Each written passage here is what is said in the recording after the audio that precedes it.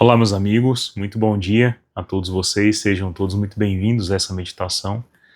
Hoje, nessa sexta-feira da terceira semana da Quaresma. E, como falávamos ontem, a Quaresma já vai bem adiantada, né? Hoje é um dia bem favorável para a gente meditar na nossa conversão, porque é um dia de jejum, de silêncio, recolhimento, abstenção de carne. Devemos meditar hoje em nossos pecados e desejar ardentemente nossa conversão. E, para nos ajudar nesse sentido, o Senhor quer nos voltar a recordar do que falávamos na primeira semana, sobre a importância de que a maior prática seja amar. E amar dentro da ordem, né? Ou seja, amar primeiro o bem supremo, o maior bem, o amor mesmo em pessoa, nosso Deus. Depois, como consequência desse amor, amar a si e ao próximo, e na mesma medida, na mesma dignidade, pois todos diante de Deus temos a mesma dignidade de filhos, né? E, por terceiro, as coisas, as circunstâncias e as demais leis que são colocadas em prática. Uma coisa básica que a gente precisa entender, enquanto estamos no caminho de conversão, é não tornar esse amor uma coisa piegas, uma coisa superficial e rasa. Deus traduz o que é amor de uma maneira muito clara. O que é amar? Amar a Deus é fazer a sua vontade, ou seja, ter um comprometimento de comunhão com a vontade divina, é colocar a tua vontade nela, né? Então, é praticar o que ele diz, é ser como ele, né? É ter comunhão plena com a sua vontade. É deixar a nossa vontade livre, limpa dos pecados, das concupiscências, das paixões desordenadas. E isso se faz por meio da fé, que vai esclarecendo a nossa razão e nos levando a uma nova disposição de vontade. Então, amar é uma coisa bem prática. Como é que eu traduzo que eu não amo? Eu traduzo que eu não amo se eu for infantil em fazer a vontade de Deus. Então, se eu disser que a faço, professar com palavras, disser Senhor, Senhor, ainda assim não herdarei o reino dos céus se meu coração não estiver em Deus. Então, meu coração é a minha razão, a minha vontade, a minha vida, o meu corpo, os meus bens, os meus relacionamentos. Tudo precisa estar em torno deste amor maior que é o de Deus. Eu não posso abandonar o primeiro mandamento. Esse é o ordenador de todos os demais. E eu provarei a Deus que eu não o amo se eu roubar, se eu matar, se eu não respeitar meus pais, se eu for omisso no trabalho, se eu for preguiçoso, se eu cobiçar o que é alheio, se eu tiver e alimentar desejos carnais por quem não é o meu cônjuge, né? Com quem eu não casei. Então, tudo isso é consequência desse primeiro amor, e é sobre isso que Jesus vem falar hoje, de que adiantaria, por exemplo, termos nessa quaresma diversas práticas heróicas necessárias, mas que são práticas que estão purificando algo que a gente percebeu que estava errado e precisa de corrigir, como nós falávamos na primeira semana da quaresma. Por exemplo, se eu observo que minha maior tendência é a preguiça, a minha prática deve ser disposição de mim mesmo, trabalho, saída de mim mesmo e às vezes praticar até o que o corpo não está disposto, não quer fazer, para reordenar a minha vontade ao que é bom. Se a minha má tendência não é necessariamente essa, mas a luxúria, eu vou ter que procurar razões para a castidade, e a razão para a castidade está sempre no amor, ou no amor de Deus, ou no amor matrimonial. Mas é importante que eu procure positivamente, porque se eu ficar o tempo inteiro repelindo, repelindo, repelindo, para depois ter uma compulsão, seja lá da maneira que for, né? Se for no pensamento, se for contaminando a minha visão com imagens, se for adulterando o matrimônio que eu vivo, não vale a pena. Eu estou adiando a resolução do problema. Eu preciso entender por que eu estou quebrado ali. Como é que eu entendi errado o amor?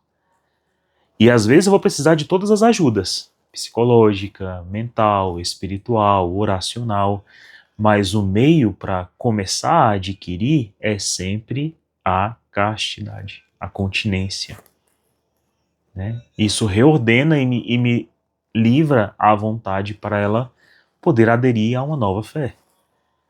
Então, todos esses exercícios que são louváveis, o jejum, a castidade, a oração, a obediência, a mortificação, a penitência, a oração diária, a meditação do Evangelho, o Santo Rosário, as obras de caridade, vestir o nu, dar de beber ao sedento, acolher o estrangeiro, dar conselhos, sepultar os mortos, todas essas obras são resumidas em uma: amar a Deus sobre todas as coisas. Até o segundo, amar ao próximo como a ti mesmo, deriva desse primeiro, amar a Deus. E o que é amar a Deus? Fazer a sua vontade. Para fazer sua vontade, eu preciso conhecê-la. Para conhecê-la, eu preciso ter fé. E a fé se ilumina com a revelação de Deus, dada na Escritura, no santo magistério da Igreja, no santo dito dos doutores, nas instruções dos profetas que Deus nos deu e na oração, onde o Espírito Santo comunica em nós esta lei. Só que aí o homem ficou tão confuso que ele se prioriza às vezes cumprir a vírgula da lei, a segunda, terceira, quarta, quinta, sexta cláusula, mas esquece a primeira. E a primeira é que dá combustível, como falávamos. Então eu preciso ter bem grave em meu coração o primeiro combustível: amar a Deus, amar a Deus, amar a Deus sobre todas as coisas. Amar a Deus quando é favorável e quando não é. Amar a Deus quando eu estou só e acompanhado. Amar a Deus quando eu estou no escuro ou na claridade. Sobre o sol de meio-dia e sobre a meia-noite. Amar a Deus, amar a Deus, amar a Deus. Amar a Deus, conhecê-lo, conhecer sua vontade e pô-la em prática. Essa deve ser a minha lei, né? A principal. E é ela que vai encorajando as demais. Então vejam como hoje Jesus fala disso de maneira bem clara no Evangelho.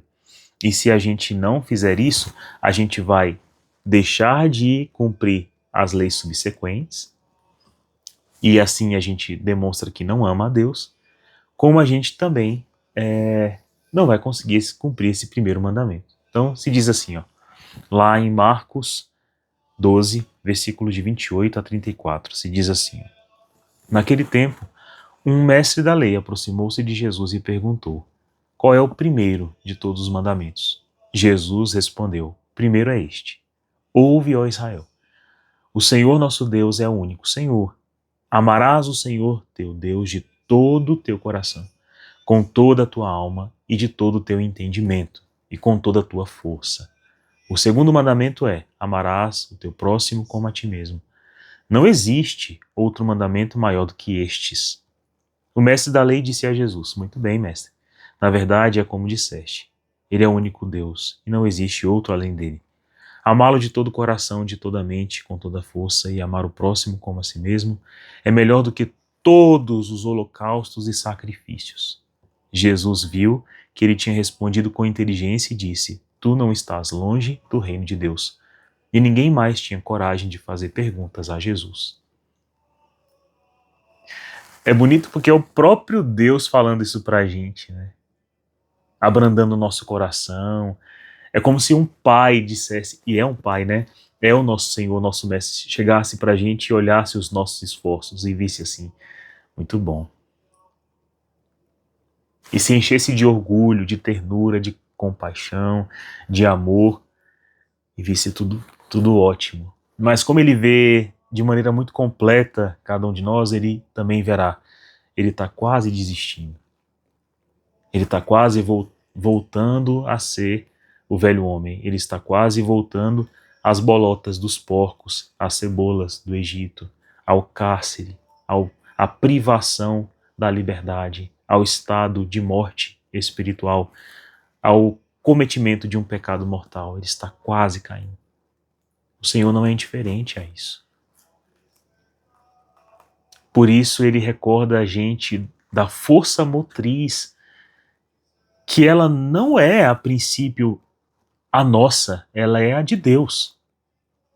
Se fosse tudo em nós movido pela nossa própria vontade, aconteceria que nós nem teríamos chegado ao conhecimento da fé, não é verdade? Não foi Deus quem se revelou a nós, não é Ele quem se apresenta a nós cotidianamente, então será por Ele também que eu serei recordado do principal mandamento, cujo cumprimento me faz de fato amar a Deus. E o primeiro mandamento, para que não esqueçamos, é primeiro porque ele é capital. Capital porque ele é importante, ele é primeiro, ele ordena, aquele que é a razão, motivo e mostrar-se-á como consequência dos demais. Amar a Deus sobre todas as coisas. E aí Jesus fala primeiro, indicando quem é esse Deus. Ouve, Israel, o Senhor teu Deus é o único Senhor.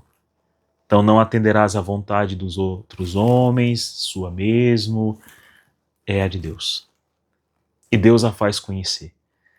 Só que o que é mais impressionante é que aqui é Deus revelando, né, seu principal mandamento. Jesus, então, fala sem medo, né? Este é o maior. E ninguém mais tinha coragem de fazer alguma pergunta, porque quando a verdade se instala, ela esclarece tudo. Ela não precisa de explicações. Ela vai e justifica. Já de cara.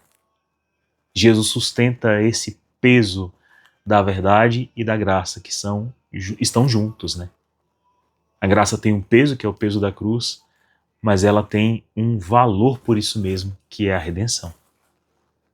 Então, meus irmãos, diante desse amor que é capaz, então, de nos tirar da morte para a vida, de nos tirar da desesperança para a esperança, de nos tirar do pecado para a santidade, de que vale? Qual é o valor comparativo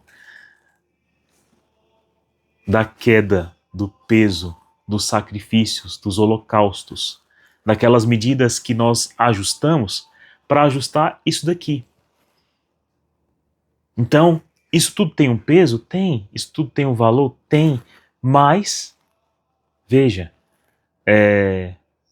peso maior, relevância capital é amar a Deus sobre todas as coisas. E amar a Deus sobre todas as coisas é fazer o que Ele diz, cumprir seus mandamentos e anunciar esta vontade aos demais, para que mais corações sejam livres. E aí o reino de Deus se faz em nós. E a verdade estabelecida, a gente não faz mais pergunta, a gente não questiona. Você vê que a pessoa, quando não tem fé, quando não está unida a Cristo, ela toda hora pergunta: e por quê? E para quê? E para onde? E quando? E gera um coração ansioso, deprimido, colérico, lascivo, guloso, faminto, voraz. É porque a nossa alma é tamanha. Mas quando Deus a habita, está tudo explicado. Fabulosa a frase de São João Paulo II: o amor me explicou tudo. E de fato, o amor explica tudo. Mas a quem está disposto a amar? Na ordem: amar a Deus sobre todas as coisas, ao próximo como a ti mesmo. Deus te abençoe. Tenha um santo final de semana. Tchau.